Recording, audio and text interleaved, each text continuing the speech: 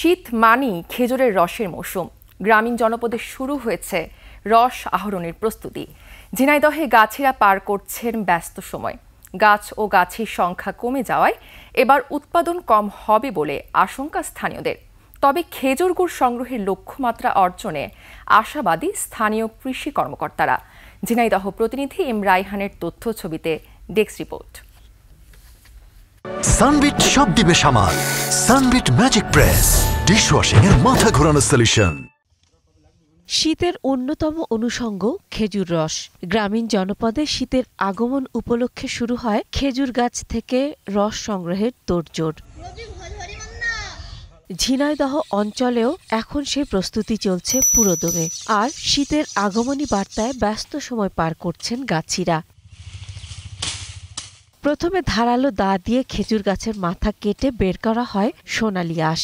এরপর 12 থেকে 14 দিন অপেক্ষা। তারপর আবার চাঁচ দিয়ে 7 থেকে 10 দিন ফেলে রাখা হয়। সবশেষে বাঁশের নলি বসিয়ে শুরু হয় রস সংগ্রহ।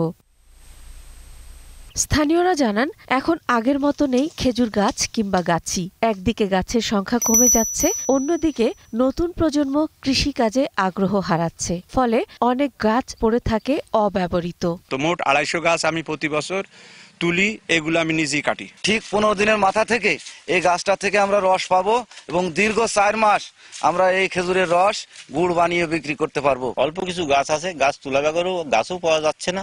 তুলা ব্যাগরও এখন গাছ উঠানো হয় না। খেজুর গাছটা দিন দিন বিলীন হয়ে যাচ্ছে। এর সঠিক পরিচর্যা না করার জন্য, এইটা ধরে রাখার জন্য আমাদের খেজুর গাছ সঠিকভাবে যদি এর পরিচর্যা করা হয় তাহলে আমাদের সুনামটা বয়ে যাবে। সকালবেলা গাছ কাটতে গেছে, সারাদিন গাছ কেটে সন্ধ্যের সময় বাড়ি গিয়েছে।